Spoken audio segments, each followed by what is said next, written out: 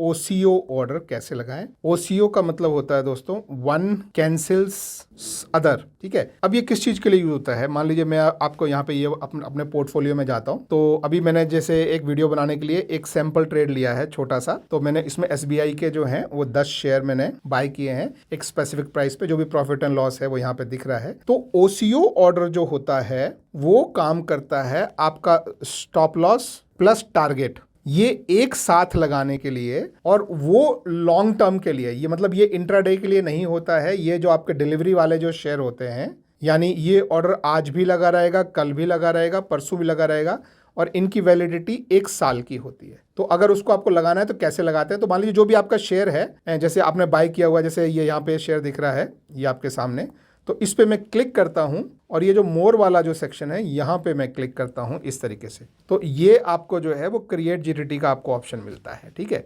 तो ये एक ऑप्शन है जहां से आपको ओसीओ लगता है। दूसरा ऑप्शन है कि आप कहीं भी वॉच लिस्ट में जाके, और यहाँ पे भी अगर आप ये क्लिक करें और क्रिएट जीटीटी पे जाएं तो यहाँ पर भी आपको जो है वो ओसीओ का ऑप्शन मिलता है। लेकिन यहाँ पे आपको आपके पास ये शेयर बाय किए हुए हैं या नहीं किए हुए हैं वो आपको श्योर नहीं होता है, तो इसलिए हमेशा आप इसे पोर्टफोलियो पेज से ही ट्राई करें, मोस्टली होल्डिंग वाले पेज से या पोजीशन वाले पेज से। तो जैसे मैं पोजीशन वाले पेज से ये मैं क्लिक कर रहा हूँ, मोर पे क्लिक कर रहा हूँ, और ये नीचे क्रिएट जीटीटी पे मैं यहाँ पे क्लिक कर रहा हूँ। अब ये क्रिएट जीटीटी में जो बाइंग साइड वाला जो ऑप्शन है, जो कि ये देखिए यहाँ बाइंग और सेलिंग आप चूज़ कर सकते हैं इस तरीके से। देखिए तो जो बाइंग साइड वाला जो है वो आप किसी भी शेयर को एक स्पेसिफिक प्राइस पे बाय करने के लिए 1 साल तक का ऑर्डर लगा सकते हैं।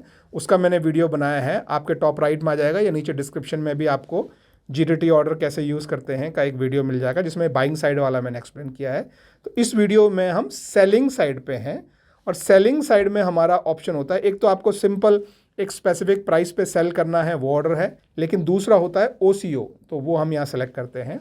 तो ओसीओ में क्या होता है कि आप एक स्टॉप लॉस लगाते हैं प्लस आप एक टारगेट लगाते हैं। अब वन कैंसिल अदर का मतलब है कि अगर ये एग्जीक्यूट हो गया तो ये अपने आप कैंसिल हो जाएगा, लेकिन अगर ये एग्जीक्यूट हो गया तो ये अपने आप कैंसिल हो जाएगा। क्योंकि नहीं तो क्या हो सकता है कि मान लीजिए पहले मार्केट नीचे गया, आपका स्टॉप लॉस हिट हुआ, फिर ऊपर गया, आपका टारगेट हिट हुआ, तो वो यहाँ पर भी बेच दिया और यहाँ पर भी बेच दिया। तो मान लीजिए आपके पास पहले 10 क्वांटिटी थी, वो यहाँ पे सेल हो गई तो 0 क्वांटिटी हो गई, लेकिन यहाँ जाके फिर उसने टारगेट पे फिर सेल कर दिया तो आपके पास -10 क्वांटिटी हो गई।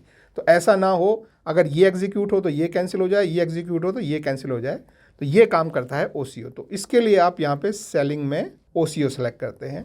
अब उसका स्टॉप लॉस, जैसे सबसे पहले तो आपकी क्वांटिटी आपको पता होनी चाहिए। मैंने जैसे 10 शेयर खरीदे तो मैंने ये 10 की क्वांटिटी मैंने लगा दी, और अब इसका स्टॉप लॉस लगाना है, यानी मैंने बाय किया हुआ है तो सेलिंग के लिए मैं किस प्राइस पे इससे निकलना चाहता हूँ।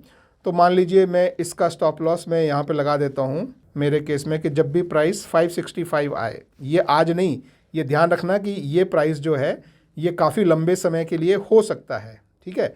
ये एक साल तक ये प्राइस आपका लगा रहता है। जब भी प्राइस 565 आए, मुझे इससे ज़्यादा नीचे का लॉस नहीं चाहिए, तो ये मेरा स्टॉप लॉस हो जाएगा फॉर दिस क्वांटिटी। और ये अभी इस प्राइस से कितना नीचे है वो आपको यहाँ पे दिखाई दे रहा है, और मैं चाहता हूँ कि उस समय जो भी प्राइस आए वो मार्केट की बजाय मैं उसे लिमिट ऑर्डर लगाऊंगा कि जब भी प्राइस 565 आए तो ये 565 का ही ट्रिगर प्राइस और 565 का ही सेल प्राइस है। तो जब भी मार्केट में ये प्राइस आए तो मेरा स्टॉप लॉस लग जाए। ये मेरा पहला ऑर्डर लग गया स्टॉप लॉस का। अब दूसरा सेम तरीके से टारगेट आप कहाँ रखना चाहते हैं वो आपकी मर्जी है। तो मान लीजिए मैं टारगेट यहाँ पे रखना चाहता हूँ 590, कि अगर प्राइस ये 575 से बढ़ के अगर 590 आ जाए तो मेरा प्रॉफिट बुक कर लो, और जैसे ही ये प्रॉफिट बुक होगा ये ऊपर वाला स्टॉप लॉस वाला जो आपका ऑर्डर है वो कैंसिल हो जाएगा, ठीक है। तो ये स्टॉप लॉस हो गया। ये टारगेट के लिए आपने 590 सेट किया, क्वांटिटी आपकी सेट हो गई। ये आपको बता रहा है कि ये कितने प्राइस अभी के प्राइस से कितना ऊपर है।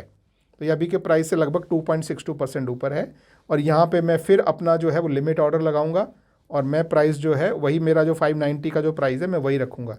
ये मैं क्यों रखता हूँ, क्योंकि कई बार ऐसा होता है कि ट्रिगर प्राइस 590 रखा, लेकिन जितनी देर में आपका ऑर्डर एक्सचेंज में जाके एग्जीक्यूट होता है तो ये प्राइस जो है वो और गिर सकता है, बढ़ सकता है, कुछ भी हो सकता है। तो मैं चाहता हूँ कि जो मेरा प्राइस है वो मुझे मिले यहाँ भी, और ऊपर भी जो स्टॉप लॉस में मैंने जो प्राइस लगाया है उस प्राइस पे ही वो निकल जाए। तो ये दोनों सेट करने के बाद अब आप इस पे क्रिएट जीडीटी पे आप क्लिक कर सकते हैं। तो ये आपको बता रहा है कि आपका जीडीटी इंस्ट्रक्शन जो है वो सेट हो गया है। करंट प्राइस ये चल रहा है, स्टेट बैंक ऑफ इंडिया पे लगाया है, आपका सेल ऑर्डर लगा है, स्टॉप लॉस का डिटेल्स ये है, टारगेट का डिटेल्स ये है। तो ये आपके 2 ऑर्डर हो गए हैं। ये आप ऑर्डर 1 मान लीजिए, ये आप ऑर्डर 2 मान लीजिए।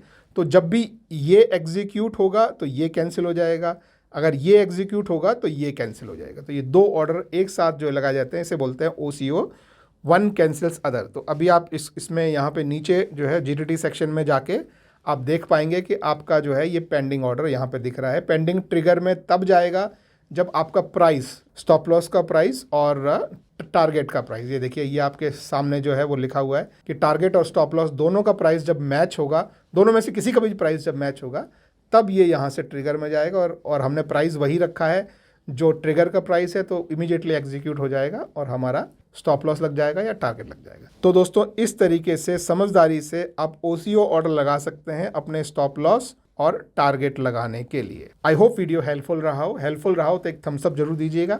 Thank you very much, have a good day, bye bye.